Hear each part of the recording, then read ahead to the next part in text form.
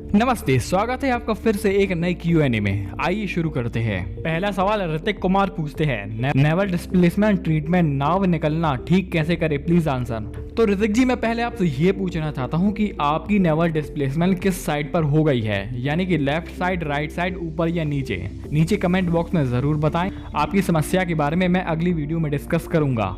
अगला सवाल दीपक सिंह पूछते हैं, सर मेरे शरीर के कुछ हिस्सों में छोटी छोटी गांठ हो गई हैं, उसका इलाज बताएं कि वो जड़ से ठीक हो जाए। तो भाई मैं आपसे भी ये पूछना चाहता हूँ कि आपको गांठ कितने समय पुरानी हो गई है, यानी कि ये समस्या आपको कितनी पुरानी है। आमतौर पर गांठ तब होती है जब व्यक्ति भारी चीजें ज्यादा खाता है, या एक और स्थिति देखी जाती है कि जब उसके शरीर में कफ बढ़ जाता है तब उसको गांठ होती है। उसका मेटाबॉलिज्म स्लो हो जाता है तब गांठ होती है। यानी कि अगर हम आयुर्वेद के नजरिए से देखें तो गांठ होने का मुख्य कारण कफ की वजह से होता है, यानी कि शरीर के कोई भी अलग अलग अंगों में या एक अंग में ज्यादा चर्बी इकट्ठी हो जाती है। इसलिए पहले आप बताएं कि आपकी समस्या कितनी पुरानी है, डिटेल में बताएं कि आप क्या क्या खाते हैं और वर्तमान समय में क्या आप इसका इलाज करवा रहे हैं या नहीं। आगे बढ़ते हैं। इसमें सतीश जी पूछते हैं, भाई भूख नहीं लगती। भूख इसमें अलग अलग कारण से नहीं लगती। जैसे कई लोगों को होता क्या है कि किसी बीमारी के चलते कारण उनको भूख नहीं लगती, ज्यादा पानी पीने के कारण भी भूख नहीं लगती। पहले आप मुझे कारण बताएं, क्योंकि अगर कारण पता चल जाए तो 50% इलाज तभी हो जाता है। आगे प्रमोद जी पूछते हैं, भाई ब्रह्मचर्य का पालन कर रहा हूँ किंतु 10 दिन के अंदर या एक सप्ताह के अंदर ही नाइटफॉल हो जाता है। मैंने मिर्च मसाले भी कम कर दिए हैं, फिर भी ऐसा क्यों? तो प्रमोद जी, मैं पूरी गारंटी के साथ कह सकता हूं कि आप जरूर, बिल्कुल गारंटी, रात में कुछ मीठा खा रहे होंगे, कोई भारी चीजें ले रहे होंगे, या आपको कब्ज की प्रॉब्लम होगी तब आपको नाइटफॉल हो रहा है। इसमें नाइटफॉल होने के अलग अलग कारण होते हैं, जिसमें से ये 2 मुख्य कारण मैंने आपको बता दिए। अगला सवाल आयुर्वेदिक परंपरा से आता है, भाई धात की दवाई लेता हूँ तो नाइटफॉल हो जाता है, इसका कोई उपाय बताइए, कैसे ठीक करे इस बीमारी को। वैसे आपका सवाल बहुत अच्छा है। इस प्रॉब्लम में होता क्या है कि कोई धात की दवाई लेते हैं, वो होती है तासीर में गर्म।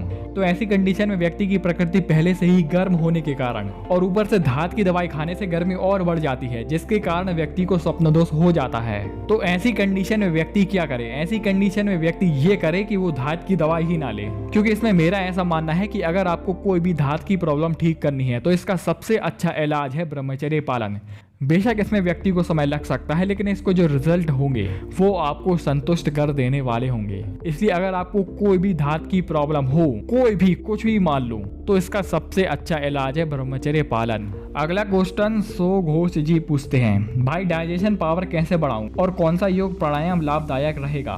तो भाई डाइजेशन पावर बढ़ाने का सबसे अच्छा तरीका है व्यायाम करना, और व्यायाम में भी सबसे अच्छी चीज है सूर्य नमस्कार करना। आपने आसनों के बारे में पूछा है तो इसमें सबसे अच्छा है मंडूकासन, और जाने दो कपालभाति भी इसमें बहुत अच्छा इफेक्ट दिखाती है। तो ऐसे ऐसे करके आपको आसन तो बहुत मिल जाएंगे, लेकिन सबसे जो मेन चीज होती है वो है डाइट। डाइट आपको कैसे लेनी है? आपको लेनी है थोड़ी सी तासीर में गर्म चीजें, जैसे काली मिर्च, हरी मिर्च, सौंठ, पिपली, ऐसे ऐसे करके गर्म चीजें आपको ज्यादा लेनी है। लेकिन इसमें एक कंडीशन है कि आपकी प्रकृति पहले से ही अगर गर्म है तो आपको, मुझे नहीं लगता कि डाइजेशन प्रॉब्लम होनी चाहिए। अगर आपको ज्यादा गर्मी के कारण डाइजेशन प्रॉब्लम हो रही है तो ऐसी स्थिति में आप मुलट्ठी का चूर्ण ले सकते हैं।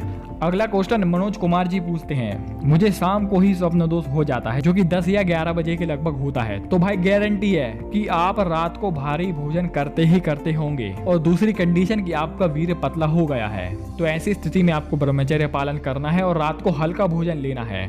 हो सके तो आप ऐसा प्रयास करें कि सूर्य अस्त के बाद खाना ही ना खाएं, दूध भी ना पिए, मैं कह रहा हूँ पानी भी ना पिए। अब आप में से कई लोग बोलेंगे कि यार तू कैसी बेवकूफ़ी वाली बात कर रहा है, लेकिन जो इलाज रोगी होता है ना उसको ये बातें समझ में आती है। मैंने ऐसे कई लोग देखे हैं जिसने रात का भोजन खत्म कर दिया, जो कि शाम होने से पहले पहले, सूर्य मतलब उजाला खत्म होने से पहले पहले उन्होंने खाना पीना बंद कर दिया, तो उनकी बहुत सारी प्रॉब्लम, उनमें से एक नाइटफॉल भी है, वो भी बिल्कुल क्योर हो गई। जी हाँ, क्योर हो गई।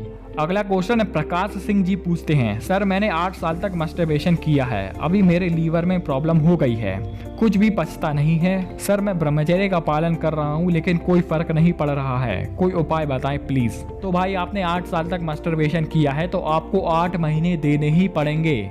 इसकी इच्छा आप 8 दिन में नहीं कर सकते, लेकिन इसमें एक कंडीशन है कि ब्रह्मचर्य का पालन आपको करना है, पूरी निष्ठा के साथ करना है, और इसकी रिजल्ट की गारंटी मैं लेता हूँ। अगला क्वेश्चन आशु राणा जी पूछते हैं, भाई अपने मन को कामुकता से कैसे बताएं प्लीज, और मस्टरबेशन की तरफ ध्यान ही ना जाए प्लीज भाई। तो आशु जी इसके बारे में मैं पहले ही बहुत पहले बता चुका हूँ, एक बार फिर से बता दे रहा हूँ कि अगर आपको ध्यान हटाना है तो आप जितनी बार भी पेशाब करने जाएं उतनी बार आपको अपने अंडकोश पर एक लोटा ठंडा या नॉर्मल पानी डालना है और उस ठंडक को आपको महसूस करना है। अगर ये उपाय आपको अटपटा लगे तो आप अदरक का इस्तेमाल कर सकते हैं। अब इसमें इसका इस्तेमाल कैसे, जैसे ही आपका मन में कामुकता आने लगे तो आपको तुरंत ही एक अदरक का टुकड़ा लेना है, उसको धीरे धीरे करके चबाना है और जो उसकी चुभन होगी, जो जीभ में चुभेगी, उस चुभन को आपको महसूस करना है। इससे होगा क्या कि आपका माइंड डाइवर्ट हो जाएगा, आपका मन डाइवर्ट हो जाएगा। कुछ समय के लिए आपका मन कामुकता से हटकर उस चुभन को महसूस करेगा।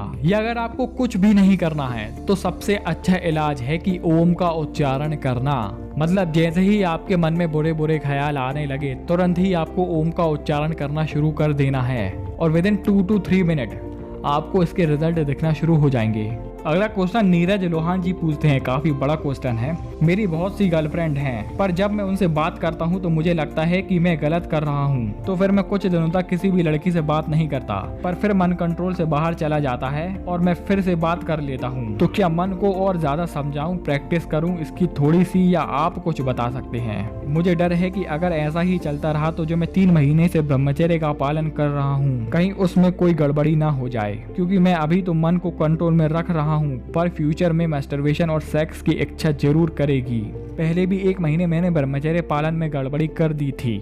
और भाई एक बात और कि क्या मैं ब्रह्मचर्य के पालन से पहले जैसा हो सकता हूँ? पहले मैं बहुत ही ज्यादा हैंडसम और पावरफुल था, मुझसे कोई लड़ता भी नहीं था, टीचर भी डरा करते थे। पहली बात कि आप ब्रह्मचर्य पालन कर ही नहीं रहे हैं। जो आपने बोला था ना कि वो 3 महीने से आप ब्रह्मचर्य पालन कर रहे हैं, बकवास बातें हैं। एक तरफ तो आप बोल रहे हैं कि आप वीर रक्षा कर रहे हैं और दूसरी तरफ आप लड़कियों से बात कर रहे हैं, तो ऐसा कैसा चलेगा मेरे भाई? तो आप कर क्या सकते हैं कि आपकी मेन प्रॉब्लम है लड़की, तो आपको क्या करना है कि आपको बोलना है कि दीदी मैं जा रहा हूँ, मुझे ब्रह्मचर्य पालन करना है, जय श्री राम।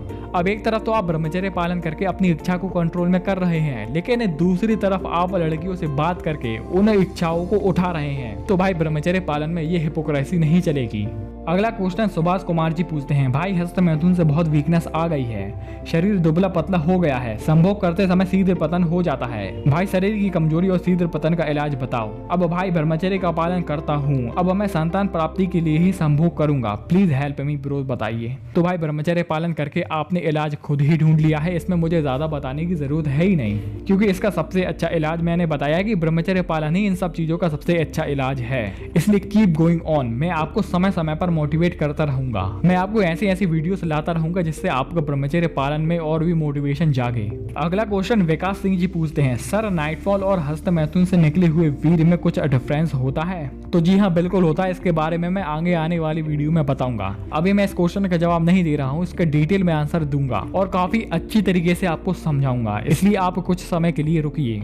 अगला क्वेश्चन गगन कुमार जी पूछते हैं, गुरुजी पेट में गैस बनती है लेकिन निकलती नहीं, पेट फूला रहता है और जोर लगाने पर गैस निकलती ही नहीं, कोई रास्ता बताएं। इसके बारे में मैं एक छोटा सा घरेलू उपाय आपको बता रहा हूँ। आपको करना क्या है कि 1 गिलास आपको गर्म पानी लेना है, उसको गैस पर रख देना है किसी तपेली में और उसको आपको थोड़ा सा गुनगुना करना है। अब गुनगुना करते वक्त उसमें आधा चम्मच आपको काला नमक डाल देना है और उसमें 1 चुटकी आपको हींग मिला देनी है, 1 या 2 चुटकी, मतलब इतनी मिलानी है कि आपको उसमें उसका स्वाद आ जाए। अब इस पानी को जब गर्म होते होते इसमें 1 उबाल आ जाए और जब यह पीने लायक गुनगुना पानी हो जाए तब आपको इसको अच्छे से घूट घूट करके पीना है। अगला क्वेश्चन हिमांशु जी पूछते हैं, क्या अंकुरित अनाज मिट्टी के बर्तन में उबालकर रोज ले सकते हैं? तो भाई बिल्कुल नहीं ले सकते। अंकुरित अनाज रोज लेने की चीज नहीं होती, आयुर्वेद में इसे मना किया गया है, क्योंकि अंकुरित अनाज पचने में भारी होते हैं और इसको अगर रोज रोज लिया जाए तो ये पाचन से जुड़ी समस्या खड़ी कर देते हैं। इसलिए हफ्ते में 2 बार, एक संडे को और एक वेडनेसडे को आप ले सकते हैं। अगला क्वेश्चन हैक एंड टैग जी पूछते हैं, भाई मैं ब्रह्मचर्य का पालन कर रहा था, पता नहीं कितने दिन का ब्रह्मचर्य किया था, लंबे समय था, 1 महीने से कम। हाँ तो एक दिन मुझे नाइटफॉल हो गया, तो क्या मेरी पूरी मेहनत बर्बाद हो गई? प्लीज हेल्प करो। तो भाई नाइटफॉल और ब्रह्मचर्य इसका कोई रिलेशन होता है? तो इससे जुड़ी मैं वीडियो लाने वाला हूँ, आप कुछ समय रुकिए, आपको डिटेल में जानकारी आपको पूरा समझ में आ जाएगा। तो दोस्तों ये था आज का Q&A। इसमें मैंने ऐसे क्वेश्चन नहीं लिए हैं। कई लोग पूछते हैं कि भाई मेरा लिंग छोटा है, मैं उसको बड़ा कैसे करूं, भाई मुझे शीघ्र पतन की प्रॉब्लम है तो उसको कैसे ठीक करूं। तो ऐसे क्वेश्चन मैं इसलिए नहीं लेता हूं क्योंकि ये सेक्स को बढ़ावा देते हैं। तो ऐसी उम्मीद मत रखना कि मैं ऐसे क्वेश्चन का जवाब दूं, क्योंकि मैं जब खुद सेक्स को बढ़ावा नहीं देता तो मैं सलाह कैसे दूंगा। खुद दिमाग लगाएं आप। आज के लिए सिर्फ इतना ही, धन्यवाद।